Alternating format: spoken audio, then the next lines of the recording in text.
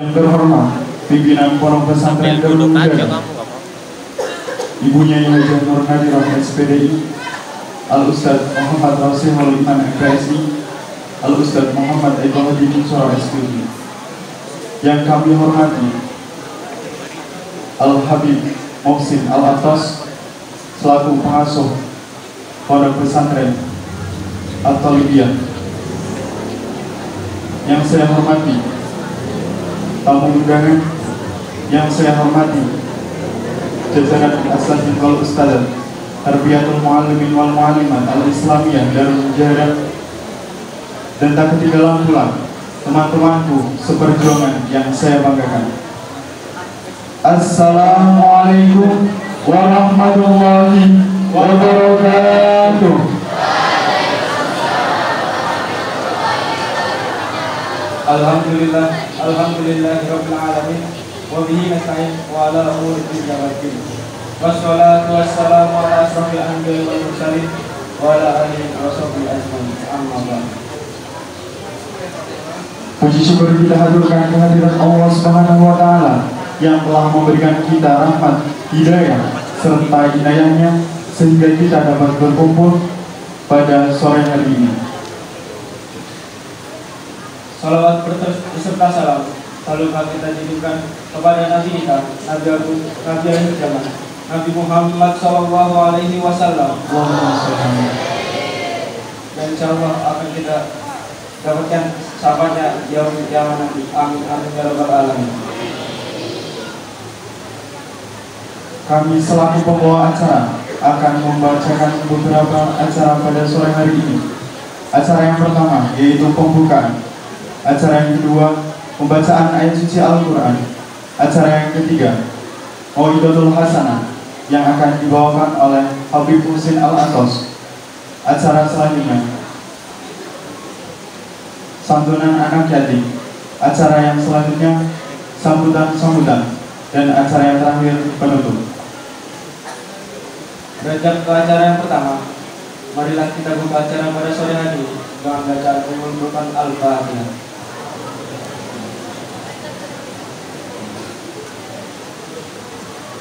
Amin amin ya rabbal alamin. Semoga dengan bacanya Al-Fatihah ini acara pada sore hari ini dapat berjalan dengan lancar.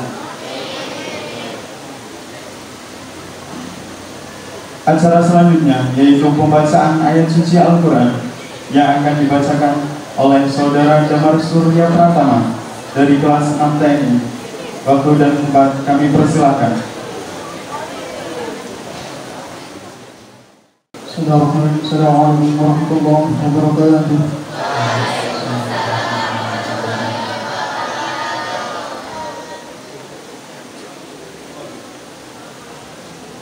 أعوذ بالله من الشيطان الرجيم.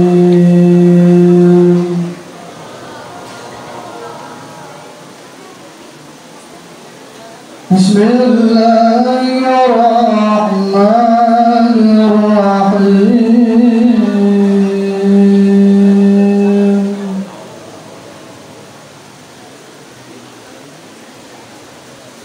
يا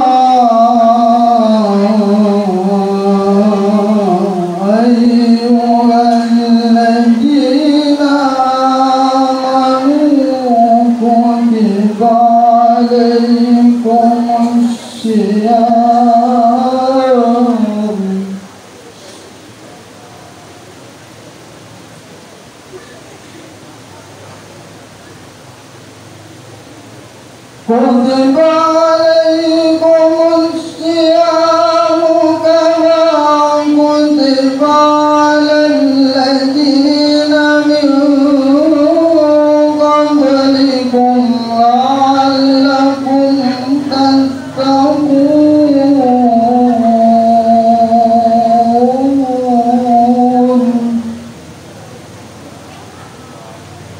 أياما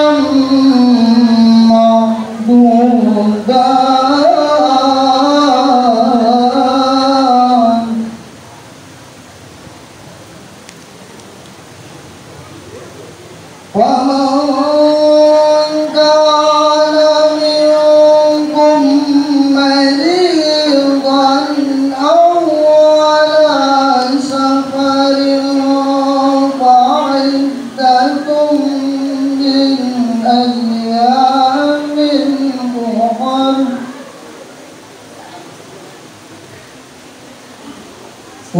الذين يطيقونه فدية طعام مسكين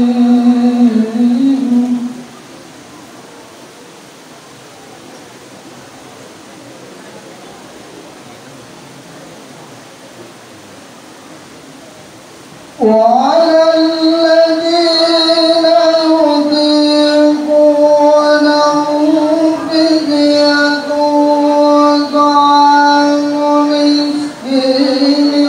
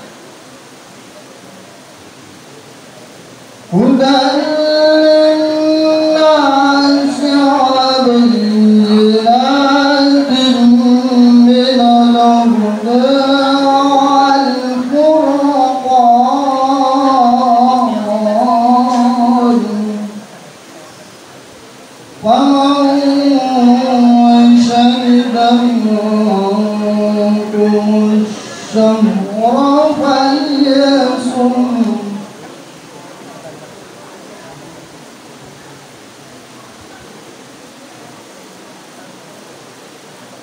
شهر رمضان الذي أنزل فيه القرآن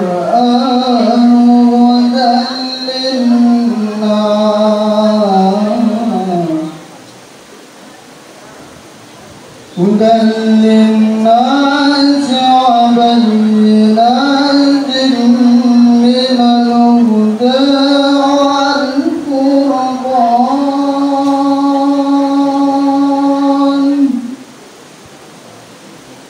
ومن شهد منكم الشهر فليصم صدق الله العظيم. السلام عليكم ورحمة الله وبركاته.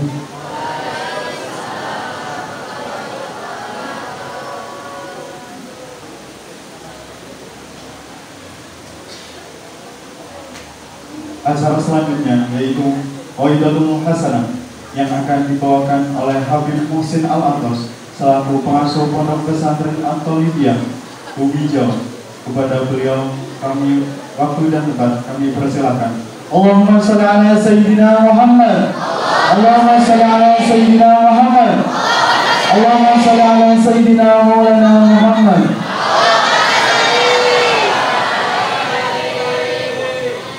Assalamualaikum warahmatullahi wabarakatuh.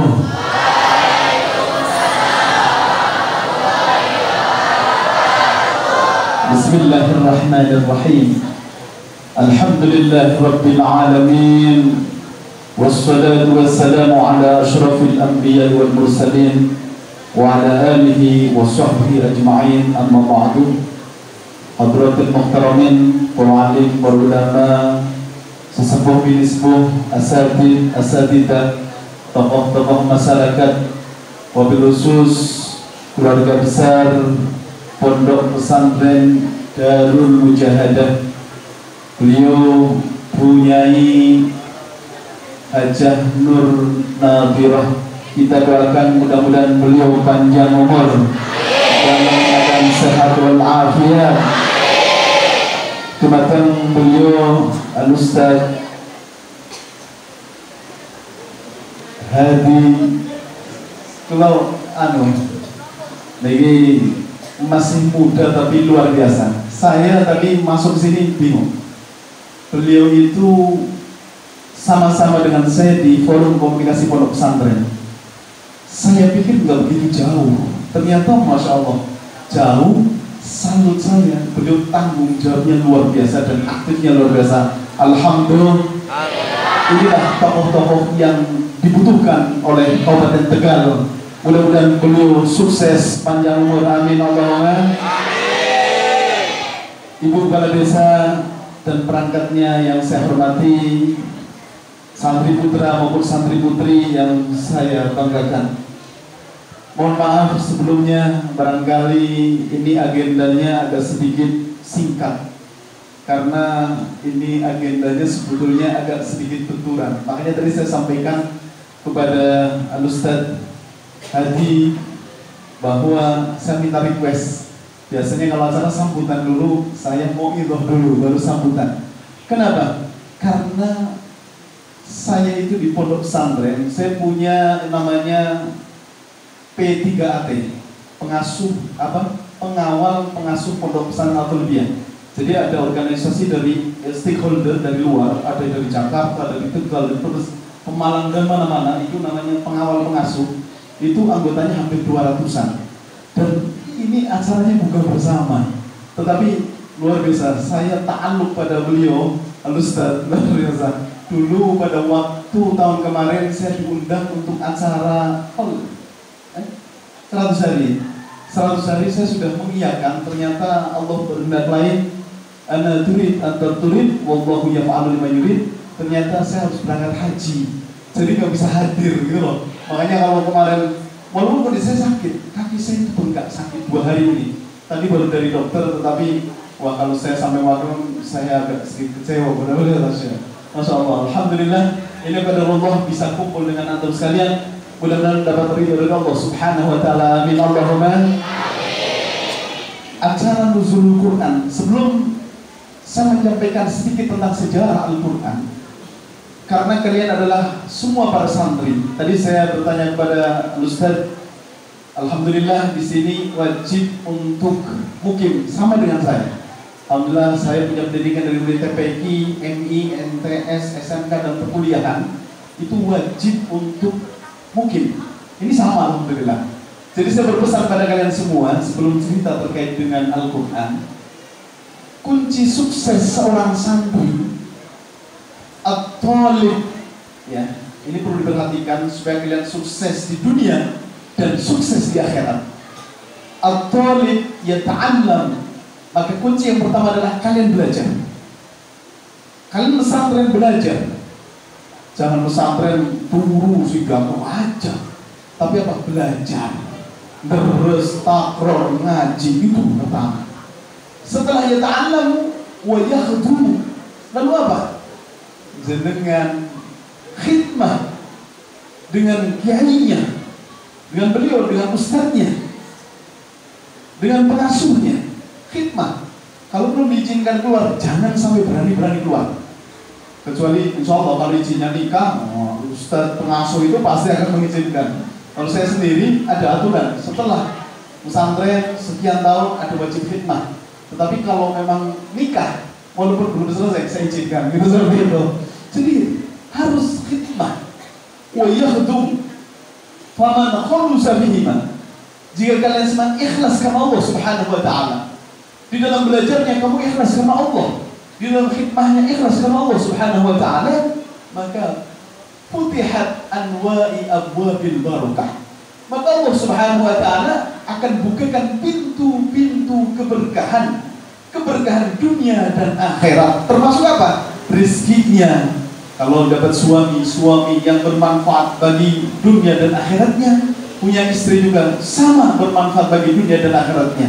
Rezekinya barokah manfaat, ilmunya barokah manfaat juga futuh. Amin Allahumma amin ya rabbal alamin. Maka ingat, kunci kesuksesan seorang santri yang pertama adalah, gambar ini paling singkat saya sampaikan, belajar dan khidmah kepada guru. Jangan sekali-kali menyakiti hati guru.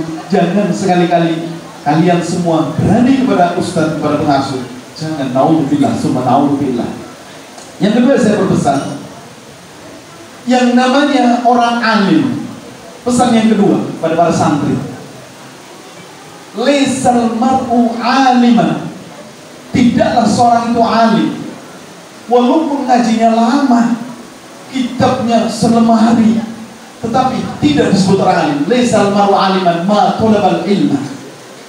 Selagi jenengan masih mencari ilmu, itulah orang alim. Kalau sudah tidak mau mencari ilmu, itulah bukan orang alim. Dengan cara apa orang alim? Bisa dengan mutola'ah, dengan ngajar dan sebagainya. Itulah mencari ilmunya. Fa idza dhanna annahu qad 'alima, maka dikatakan laisal mar'u 'aliman ma talabal ilma. Fa idza dhanna annahu qad 'alima, kalau kalian semua menyangka, kalian di hatinya, saya rasanya sudah cukup, saya rasanya sudah alim, saya sudah hebat. Fa idza dhanna qad 'alima faqad jahila. Sesungguhnya kalian adalah orang yang jahil, orang yang bodoh. Kenapa? Sampai dikatakan oleh sahabatnya bahwa fase dalam pendidikan, dalam mencari ilmu ada 3 fase. Kalau fase yang pertama, di dalam hati kalian kadang-kadang merasa sudah hebat, merasa kalau mujadalah, mubahasah, basul masalah dan sebagainya, kayaknya kalau saya menang gitu loh, kayaknya nggak pernah kalah, saya kayaknya paling pintar. Kadang-kadang ada yang seperti itu, rasanya paling hebat. Tetapi semakin mendalami ilmu, maka muncul yang namanya tawadhu, bahwa rasa-rasanya kok jenengan tambah tawadhu, berarti kayak wong biasa. Terus apa? Semakin mendalami ilmu lagi, merasa kita tidak mempunyai apa-apa. Kenapa? Ilmu Allah begitu luas, sampai dikatakan seandainya lautan yang begitu luas, bukan hanya lautan yang ada di kota Tegal, sedunia lautan dijadikan mangsiknya, dan pohon-pohon yang ada di dunia ini dijadikan penaknya, sampai habis itu air laut, dan diulang sampai berulang-ulang sampai 7 kali pun tidak akan habis ilmu Allah Subhanahu wa ta'ala. Kalau kita membayangkan berapa besar ilmu kita, 1 tetes di lautan itu sudah luar biasa, saking sedikitnya ilmu kita. Apa yang akan kita sombongkan? Ilmu kita, na'udzubillah. Kalau kita menyadari, coba di dalam Al-Quran, seandainya lautan, air laut jadi mangsik, tidak akan habis ilmu Allah SWT. Maka saya yakin orang yang alim tidak akan muncul yang namanya kesombongan sedikit pun. Karena tandanya orang alim adalah tawadhu. Di antara tandanya orang alim adalah tawadhu. Semakin alim seseorang, maka akan semakin tawadhu, semakin tidak merasa hebat, merasa biasa. Itulah orang alim. Ini pesan yang ketiga khusus untuk para santri, bahwa ada satu hadis yang diriwayatkan oleh sahabat Abdullah. Allah Subhanahu wa ta'ala, Allah Subhanahu wa ta'ala yaqbidul ilma, la yaqbidul ilma intiza'an yantazihu minal ibad. Besok di zaman akhir, Allah Subhanahu wa ta'ala menghilangkan ilmu, akan mencabut ilmu-ilmu yang ada di dunia ini. Bukan intiza'an yantazihu minal ibad, bukan mencabut dari manusia. Seorang kiai, seorang ustaz, seorang alim tiba-tiba ilmunya dicabut, bukan. Tetapi apa? Walakin yuqbidul ilma biqabdil ulama. Tetapi Allah mencabut ilmu-ilmu yang ada dengan apa? Diwafatkannya ulama. Asatid tiba-tiba meninggal, kiai-kiai meninggal, ulama-ulama meninggal. Dengan kemarin zaman corona begitu banyaknya, inna lillahi wa inna ilaihi raji'un. Dicabutnya dan diwafatkannya para ulama. Maka hatta idza lam yabqa alimun, jika orang-orang alim itu hilang, habis, maka ittakhadhan nasu ru'usan juhala, manusia akan mengambil pemimpin-pemimpin dari kalangan orang-orang yang bodoh.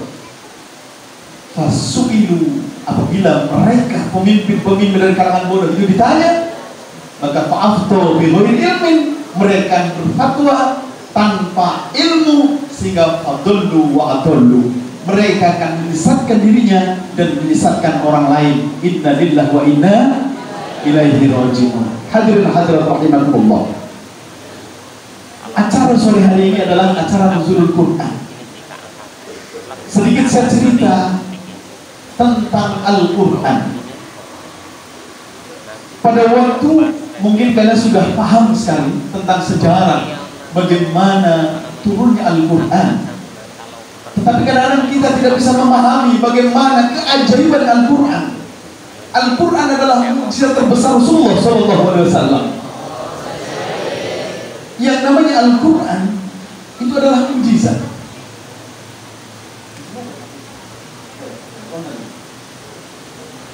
Al-Quran adalah mukjizat yang luar biasa. Ada satu kisah yang ini sudah kisah begitu terkenal, riwayat begitu jelas. Pada waktu Nabi kita Muhammad SAW, Nabi sebelum diangkat jadi Rasul, Nabi sering khalwah menyendiri di Gua Hira. Pada satu waktu Nabi didatangi oleh malaikat Jibril. Ada panggilan yang memanggil nama Muhammad. Ya Muhammad, ya Muhammad. Nabi mencari-cari ke depan, tidak ada. Ke samping, kanan, kiri, ke belakang, tidak ketemu. Ternyata malaikat Jibril menyerupai seorang laki-laki tapi ada di atas. Lalu malaikat Jibril turun menghadiri Rasulullah SAW. Setelah ketemu dengan Rasulullah menghadap Nabi, maka malaikat Jibril meminta Rasulullah untuk apa? Ya Muhammad, Iqra, Iqra ya Muhammad. Bacalah wahai Muhammad. Apa jawaban Nabi? Ma'ana biqori'in, saya tidak bisa membaca. Nyuwun sewu. Nek desa mau iki namanya Prubuk Utara. Prubuk Utara. Nang Prubuk ana wong ora bisa maca, ora bisa nulis. Itu satu kehinaan apa kemuliaan? Kehinaan. Malu. Apalagi yang muda-muda, ganteng-ganteng, cantik-cantik, nggak bisa baca. Wah, wis kasarnya minder. Keluar rumah aja berani. Kehinaan. Tetapi berbeda untuk Nabi. Tidak bisa bacanya Nabi, tidak bisa menulisnya Nabi, itu adalah satu kemuliaan. Kenapa? Karena kalau Nabi ahli sastra, Nabi ahli tulis, ahli baca, bagaimana orang-orang kafir percaya pada Nabi? Oh, Muhammad ahli sastra, Al-Quran karangan Muhammad, itu seperti itu. Maka ini satu kemuliaan Nabi. Nabi tidak bisa membaca dan tidak bisa menulis. Sehingga keistimewaan apa? Banyak orang-orang yang beriman karena Nabi tidak bisa membaca, dengan adanya ayat-ayat suci Al-Quran. Maka pada waktu malaikat Jibril memerintahkan Nabi untuk Iqra, membaca, jawaban Nabi ma'ana biqori'in. Dan ini ada di dalam hadis-hadis sahih, termasuk hadis Bukhari. Ma'ana biqori'in. Lalu malaikat Jibril mendekat Rasulullah dengan erat. Rasulullah dipeluk, karena malaikat ini itu manusia, hanya menyerupai manusia dengan putih ganteng. Dipeluk sampai peluknya kekencengan, Nabi sampai bisa napas. Terengah-engah Nabi, orang bisa napas. Akhirnya dilepas. Setelah melepas, malaikat Jibril kembali meminta Nabi Muhammad untuk apa? Membaca. Iqra ya Muhammad, bacalah wahai Muhammad. Ternyata jawaban Nabi ma'ana biqori'in. Tetap Nabi bilang tidak bisa membaca sampai 3 kali. Setelah 3 kali, malaikat Jibril menyampaikan Iqra bismi rabbikal ladzi khalaq, bacalah dengan nama Tuhanmu. Maka pertama ayat yang turun yang dibawa oleh malaikat Jibril adalah 5 ayat. Allah Maha Mulia, Allah Maha mulia.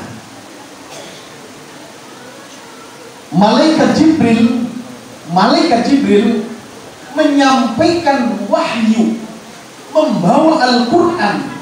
Nyun sewu, Al-Quran diturunkan oleh Allah Subhanahu wa ta'ala itu dari Lauhul Mahfuz ke Baitul Izzah. Baitul Izzah, langit dunia itu secara utuh. Tetapi dari Baitul Izzah, dari langit dunia turun ke Nabi Muhammad SAW tidak langsung, tetapi apa? Selama 22 tahun 2 bulan 22 hari, 23 tahun kurang sedikit, ya, turunnya Al-Quran. Maka pada waktu itu malaikat Jibril menyampaikan dengan apa? Iqra bismi rabbikal ladzi khalaq. Kalau sudah dengan nama Tuhanmu, tidak ada yang tidak mungkin, tidak ada yang tidak mampu. Kalau Allah berkehendak, selesai semua. Selesai. Sesuatu yang sulit, sesuatu yang tidak masuk akal akan menjadi masuk akal kalau Allah berkehendak. La haula wala quwwata illa billahil aliyyil azim. Maka jangan sekali-kali, tadi saya tanya sama Ustaz Hadi, saya biasanya Gus Hadi manggilnya, jadi dia agak takut gitu. Ustaz Hadi bertanya, di sini ada hafidnya, alhamdulillah ada.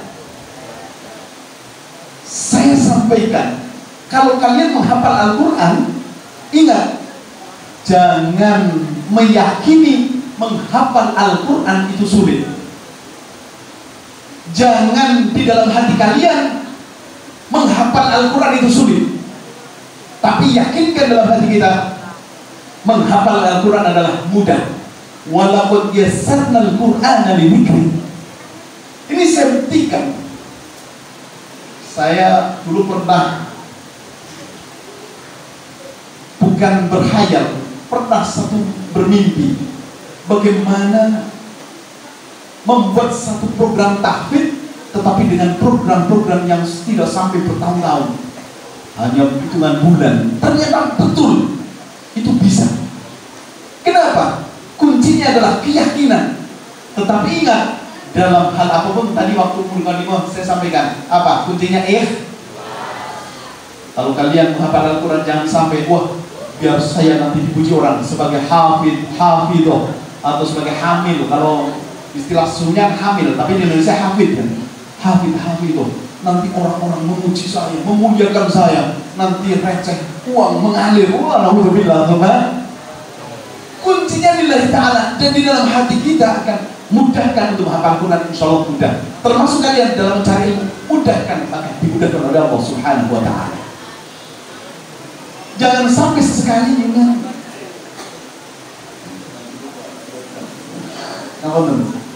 Jangan sampai sekalian di dalam hati kalian merasa sulit dalam mencari ilmu atau menghafal Al-Quran. Ini kunci. Maka pada waktu malaikat Jibril menyampaikan Rasulullah, langsung ayat itu masuk ke dalam hati Rasulullah SAW dan langsung hafal Rasulullah Sallallahu Alaihi Wasallam. Itu kisah diterimanya wahyu. Maka di dalam Al-Quran, saya ingat ada satu hadis mulai di bulan puasa. Nabi pernah bersabda, Al-jannatu mushtaqatun ila arba'atin nafarin. Yang namanya surga itu merindukan 4 golongan. Surga kangen dengan 4 golongan. Yang pertama adalah talil Quran, orang yang membaca. Ini kalau boleh saya tanya, kalau tilawah artinya apa ya Mas? Kalau qiraah artinya apa qiraah? Tilawah sama ternyata. Kalau kita buka terjemahan Quran, ada yang di sini terjemahan dibuka, namanya artinya tilawah. Jadi qiraah artinya tilawah, qiraah artinya membaca, dan tilawah juga artinya membaca. Kenapa di dalam hadisnya Nabi mengatakan al-jannatu mushtaqatun ila arba'atin nafarin? Yang pertama adalah talil Quran, bukan qari'ul Quran. Ternyata kalau kita buka di tafsir Al-Quran, ada Ibnu Katsir dan tafsir-tafsir yang lain, bahwa yang namanya tilawah adalah bukan hanya membaca Al-Quran. Kalian membaca Al-Quran saja di luar bulan Ramadan, pahalanya 1 huruf itu berapa? 10 pahala. Di bulan Ramadan dilipat gandakan sampai 700, bahkan bisa lebih. Itu 1 huruf. Bisa 10, 70, 700. Allah alam, itu Allah yang Maha tahu. Berapapun pahalanya. Itu hanya membaca. Tetapi dalam hadis ini dikatakan adalah talil Quran, yaitu tilawah. Maka tadi saya cerita tentang sejarah pertama turunnya Al-Quran. Bahasanya apa? Malaikat Jibril. Bahasanya apa? Lafaznya apa? Iqra, bacalah. Maka pada ayat-ayat pertama diturunkan Al-Quran itu Iqra, qiraah. Bukan utsulul kitab. Tapi setelah lama maka bahasanya berbeda, sudah utsulu gitu. Ternyata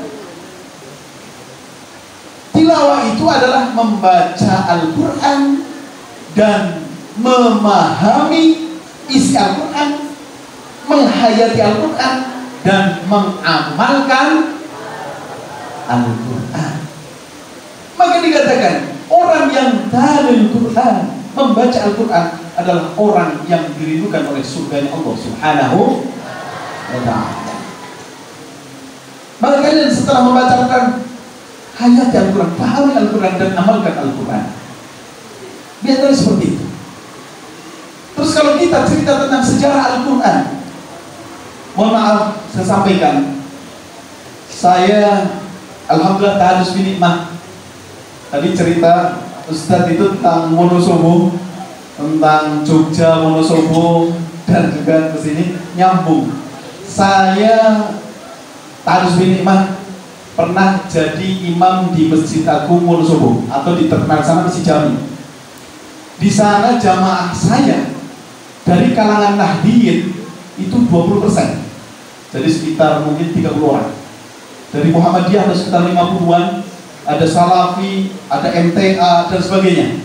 Itu di Masjid Jami Wonosobo. Dulu 28 tahun pengurusnya itu Muhammadiyah. Di sini ada Muhammadiyah ada ya? Dulu di sana 28 tahun itu pengurusnya Muhammadiyah. Sekitar 90%. Dan setelah itu 10 tahun kemarin pengurusnya dari Nahdliyin Muhammadiyah masih campur, ada sekitar 30%. Saya sedikit cerita, karena saya di kalangan campur waktu itu. Saya ngomong, kenapa saya diterima pada waktu dakwah di sana? Dari MTA itu, wah kalau Salafi pedes gitu nyuruh saya. Kalau dari Muhammadiyah itu adem-adem aja, nyambung banget gitu. Tapi saya ingat waktu itu di Salafi ada sedikit banyak kritikan-kritikan, itu banyak. Salafi, Wahabi itu. Salafi juga ada 2, saya ingat itu. Maka banyak pernah saya itu waktu itu dibahas terkait dengan masalah bid'ah. Ditanya tentang bid'ah. Sedikit saya sampaikan, mungkin singkat tapi kalau cukup waktu ini. Saya sampai cerita, untuk memahami tentang bid'ah, jangankan kita. Pada waktu zaman Khulafaur Rasyidin, Abu Bakr Siddiq dengan Sayyidina Umar itu sudah berbeda pandangan tentang masalah bid'ah. Ini kaitan Al-Quran. Apa bedanya? Saya kasih contoh. Pada waktu zaman Sayyidina Abu Bakar Siddiq, banyak orang-orang yang hafal Al-Quran meninggal pada waktu perang. Banyak sekali, ratusan yang meninggal. Sehingga Sayyidina Umar merasa ada kekhawatiran di dalam hatinya, takut ke depan nanti Al-Quran akan hilang. Itu bahasanya Sayyidina Umar bin Khattab. Lalu Sayyidina Umar mendatangi Sayyidina Abu Bakar. Ya Khalifah, aku takut ke depan Al-Quran akan hilang, Al-Quran akan sirna jika ayat-ayat yang ada tidak dikumpulkan. Kenapa? Karena ayat-ayat Al-Quran dulu tercecer di mana-mana. Ada pakai pelapah kurma, ada di batu, ada di kayu, dan macam-macam, dan tersebar di mana-mana. Maka Sayyidina Umar pada waktu itu punya inisiatif untuk mengumpulkan ayat-ayat Al-Quran. Belum jadi seperti itu, belum jadi mushaf. Belum, masih tercecer dan belum dikumpulkan. Lalu apa pandangan Sayyidina Abu Bakar? Sayyidina Abu Bakar mengatakan, hal naf'al lam yaf'al Rasulullah SAW. Apakah kita, Umar, akan melakukan sesuatu yang tidak dijalankan oleh Rasulullah? Ini pertanyaan oleh Abu Bakar kepada Sayyidina Umar. Pandangan Sayyidina Abu Bakar bahwa mengumpulkan ayat-ayat Al-Quran adalah apa? Bid'ah. Tetapi pandangan Sayyidina Umar tidak. Bukan. Ini sudah berbeda pandangan. Makanya berbeda pandangan jangan jadi permusuhan. Itu masalahnya gitu loh. Makanya dulu waktu saya ngimami tarawih di Masjid Jami 23 rakaat, yang 8 sebagian bubar, sisanya sedikit. Itu udah biasa. Nggak pernah ada yang penceng-cengan, nggak ada yang maksud enjoy gitu loh. Kita itu bersahabat, saudara semua, Muhammadiyah, NU, MTA semua. Kuahnya kuat gitu. Makanya jangan sampai kalau di sini ada yang campur-campur jadi masalah. Naudzubillah tsumma. Ini pandangan saja. Maka apa? Apa kata Sayyidina Abu Bakar? Saya akan istikharah, saya akan pikirkan hatta aroma ro'a.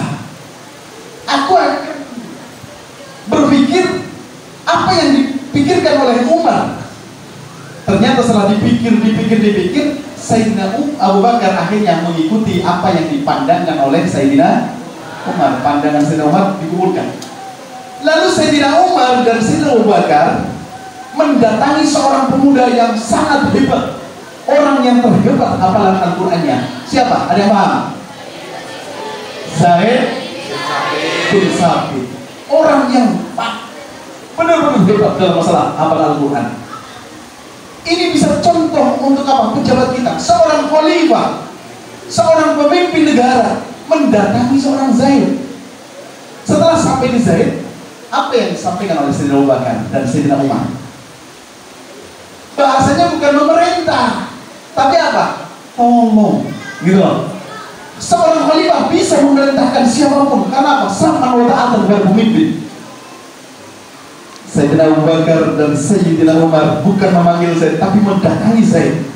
Sampainya di sana, ya Zaid, saya berdua minta tolong kepadamu untuk apa? Mengumpulkan ayat-ayat Al-Quran yang tercecer di mana-mana. Apa jawaban Zaid? Sama dengan yang disampaikan oleh Sayyidina Abu Bakar. Mengatakan apa? Hal taf'ala ma lam yaf'al Rasul. Maka saya bertanya kepada Khalifah dan Sayyidina Umar, apakah kalian berdua akan melakukan sesuatu yang tidak dikerjakan oleh Rasulullah SAW? Hal taf'ala ma lam yaf'al Rasulullah SAW. Maka Sayyidina Umar meyakinkan Zaid sama seperti meyakinkannya kepada Abu Bakar. Berulang, tapi Zaid ngomong, saya akan istikharah dan akan saya pikirkan hatta ro'a ma'ar. Akan saya pikirkan pendapat kalian berdua. Lama Zaid bin Sabit ini tidak langsung menjawab. Ternyata setelah istikharah, ternyata petunjuknya mengikuti apa yang disampaikan oleh Sayyidina Umar bin Khattab. Lalu dibentuklah tim untuk mengumpulkan ayat-ayat Al-Quran. Dan ayat Al-Quran akhirnya dikumpulkan di rumahnya Sayyidatina Hafsah. Siapa Sayyidatina Hafsah? Putri dari Sayyidina Umar bin Khattab, salah satu dari istri Rasulullah SAW. Setelah dikumpulkan di rumahnya Hafsah, ternyata apa? Tidak lama kemudian Sayyidina Abu Bakar meninggal dunia. Akhirnya khalifah dipegang oleh Sayyidina Umar. Pada waktu Khalifah Umar, alhamdulillah, ternyata apa? Orang-orang yang hafal Al-Quran jarang yang meninggal dunia, sehingga gerakan itu tidak berjalan. Hanya mengumpulkan Al-Quran, tidak dimusahkan. Kenapa mushaf namanya mushaf Utsman? Itu sejarahnya. Setelah dikumpulkan Hafsah di rumahnya Hafsah, tidak ada gebrakan apapun. Akhirnya pada waktu zaman Sayyidina Umar, dan Sayyidina Umar dibunuh pada waktu itu, khalifah diganti oleh Sayyidina Utsman. Sayyidina Utsman menjadi khalifah. Kenapa? Ini Mushaf Utsmani, ini sejarahnya. Kalian harus tahu, jangan hanya tahu Mushaf Utsmani, tapi nggak tahu sejarahnya. Ada satu riwayat di mana seorang sahabat Nabi yang bernama Hudzaifah al-Yamani, Hudzaifah al-Yamani, perjalanan antara Kufah dan Basrah, kota besar pada waktu itu antara Kufah dan Basrah. Di tengah perjalanan berhenti untuk menjalankan sholat. Ternyata di dalam masjid itu ada orang yang sedang membaca Al-Quran. Di sebelah sini ada membaca Al-Quran, sebelah sini membaca Al-Quran. Hudzaifah al-Yamani mendengarkan. Ternyata di pojokan sana dengan pojokan sini bacaannya berbeda. Bacaannya berbeda. Akhirnya ditanya sama Hudzaifah. Yang di blok sana ditanya, siapa guru kamu? Abu Musa al-Asy'ari. Abu Musa al-Asy'ari, tokoh besar Pak. Muridnya, santrinya ribuan. Yang setelah ini ditanya, siapa? Muridnya Abdullah ibnu Mas'ud, dan muridnya juga sama ribuan di Basrah. Jadi kedua ini adalah pimpinan di Basrah dan Kufah. Satu tokoh Kufah, satu tokoh Basrah, dan dua-duanya mempunyai santri. Bahasa sekarang itu santri, gitu loh kalau bahasa sekarang. Dulu muridnya ribuan. Hudzaifah berpikir, ini kalau dibiarkan, takutnya nanti jadi perpecahan dan permusuhan. Sehingga apa? Nanti saling menyalahkan dan menjadi pertempuran antara Islam dan Islam. Sehingga Hudzaifah mengatakan akan memanggil yang namanya Abu Musa al-Asy'ari dengan siapa? Abdullah bin Mas'ud untuk dihadapkan kepada khalifah. Khalifah siapa berarti? Utsman bin Affan. Akhirnya didatangkan ke sana, dan orang yang waktu jadi tim mengumpulkan Al-Quran salah satunya adalah Zaid dipanggil. Akhirnya dikumpulkan rapat dan ditashih, membuat ada dua riwayat. Yang pertama mengatakan membuat mushaf 5, ada yang mengatakan 6, wallahu alam. Tapi salah satunya ada di Uzbekistan, salah satunya. Kalau kita lihat kembali cerita tentang masalah Al-Quran, saya melihat Al-Quran yang ada di Uzbekistan, nyuwun sewu, jangankan dengan santri, nyuwun sewu bukan saya sombong, mungkin Ustaz Bia juga, Ustaz Hadi, saya sama nggak bisa baca, bingung. Saya melihat bingung benar. Tidak ada titiknya. Kalau ba kayak nggak perahu toh, nah juga sama, ba, ta, sa, sama-sama tidak ada. Coba jangan, ba, ta, sa tidak ada titiknya, ja, kok tidak ada titiknya, dal, da, ro, semua tidak ada titiknya. Hanya seperti itu. Bisa baca nggak? Bingung. Dan itu zaman sahabat selesai masih sama. Baru muncul di zaman tabi'in tahun 62 Hijriah. Seorang pakar nahwu, siapa yang tahu? Siapa? Ad-Du'ali, Abu Aswad Ad-Du'ali. Tadi saya kasih clue-nya saja gitu. Abu Aswad Ad-Du'ali pada tahun 62 Hijriah diperintah oleh Raja itu apa? Memberikan titik. Kenapa? Orang sudah mulai bingung cara baca Al-Quran. Akhirnya dikasih titik. Titik. Nah, sudah titik aja. Ba dikasih titik gimana? Bawah, ta di atas, sampai seterusnya. Sudah sampai situ. Nah, 150 Hijriah hanya titik aja. Baru Al-Imam Khalil siapa? Ibnu Ahmad Al-Farahidi. Ya, Al-Imam Khalil Ibnu Ahmad Al-Farahidi memberikan harokat. Nah, itu mulai gampang muncul harokat. Pada tahun 150 Hijriah sudah hanya harokat, belum ke tajwid, Lanjut tahun 248 Hijriah, Al-Imam Ubaid menulis pertama kali Al-Qiraah, ilmu tajwid. Nah, Terus tahunnya saya lupa. Ada Abu Muhzim apa sampai kalau nggak salah gitu loh. Itu baru ini mencetus yang namanya ilmu tajwid. Ilmu tajwid. Coba kalau kita tidak bisa, tidak melihat bagaimana Al-Quran seperti itu, nggak bisa baca bagaimana tajwid, nggak tahu. Kalau sekarang menurut saya jangan tajwid mulai dari huruf tebal tipis, ada huruf halqi, huruf lisan, huruf al-lisan, al-halqi, al-syafatain, terus apa lagi? Al-jawfiyah, al-khushuman, al-khushuman. Kayaknya kalau ada asing ya, gitu loh. Belum sifat-sifat huruf, ada yang namanya apa? Sifat huruf dari mulai apa? Jahar, hamas. Jahar itu namanya apa? Jahar namanya hamas. Jadi kalau hamas itu harus keluar nafasnya. Nah, contoh apa? Gap. Itu harus ada nafasnya. Syab. Gitu. Salah kalau belum. Makanya kalau kalian belajar tajwid, belajar Al-Quran, mendalami tajwidnya, termasuk apa? Sifat huruf, makhraj hurufnya, tidak akan salah mengucapkannya. Itu contoh. Hal itu apa saja diantaranya? Ada yang paling bawah itu hamzah, naik sedikit ada ain, ada apa lagi? Ha, naik lagi baru kho sama lin, lo, gitu loh. Hal ini ada 6 dibagi 3, seterusnya terus naik lagi ke lisan, ada berapa? 18 dibagi 10, ada 18 ke depan, ada, itu harus paham. Wah, kalau kan lama gitu loh, gitu. Sehingga saya cerita. Jadi paham tentang masalah ini. Ya alhamdulillah. Hadirin rahimahullah, ini enggak. Nah, kalau nggak lihat jam itu lupa ini, itu udah jam 5 lebih, 10 menit. Mobilnya ini langsung lah.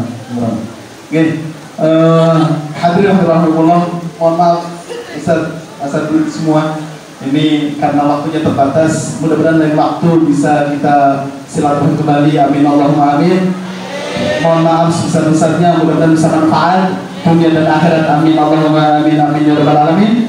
Hadza wa bikum. Wassalamualaikum warahmatullahi wabarakatuh.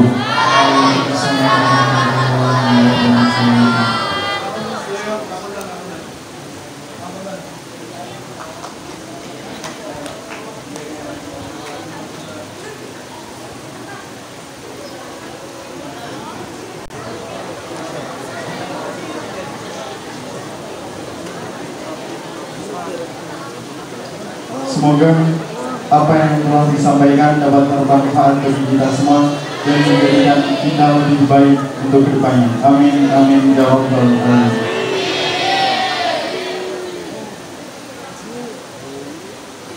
Acara selanjutnya yaitu santunan anak yatim yang akan diperwakilan oleh beberapa anak. Yang pertama dari RT 1 RW 1 Bapak Rianto yang diperwakilan oleh Ananda Anggi.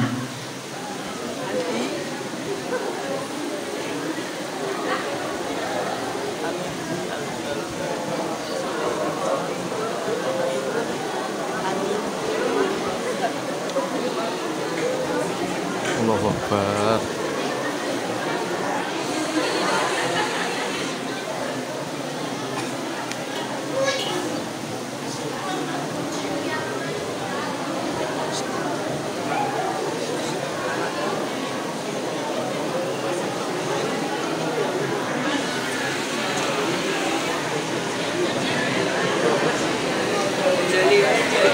Selanjutnya dari RT 2 RW 1 Bapak Saifuddin Ananda Jihan.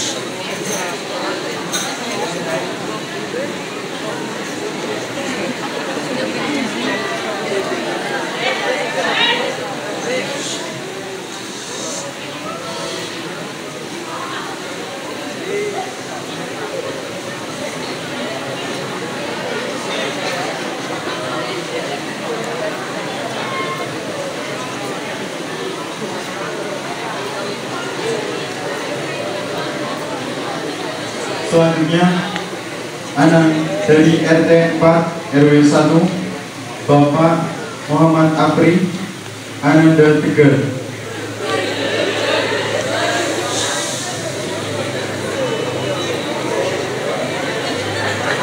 Selanjutnya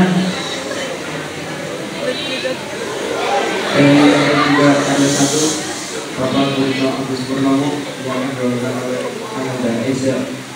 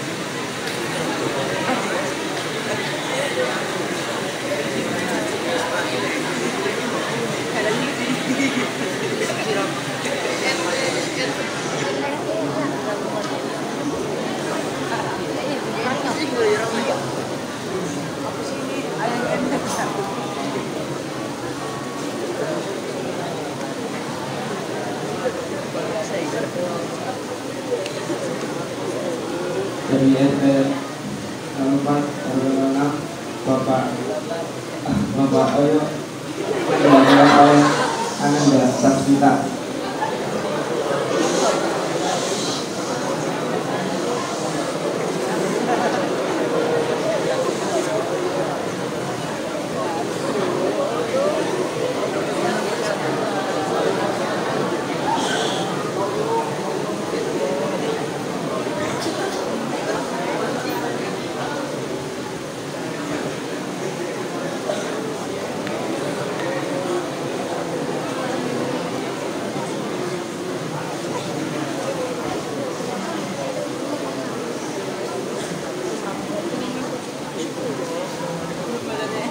Dari RT 5 RW 1 Bapak Selamat yang akan dibawakan oleh Ananda Rajuni.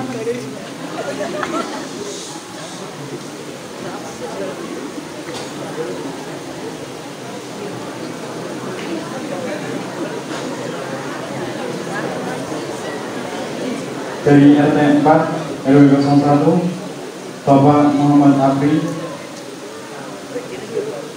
Ananda Yusuf.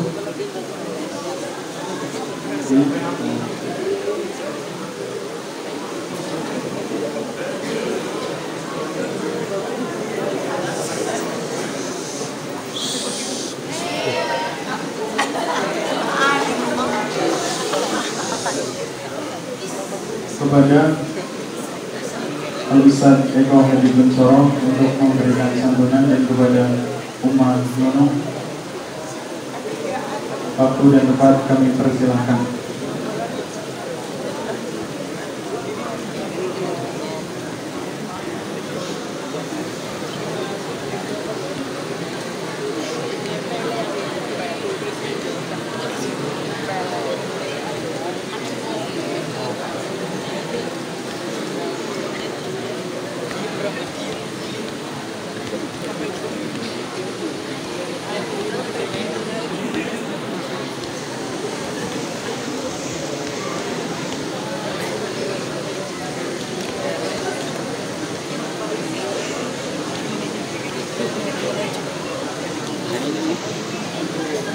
Ini juga sambil moto.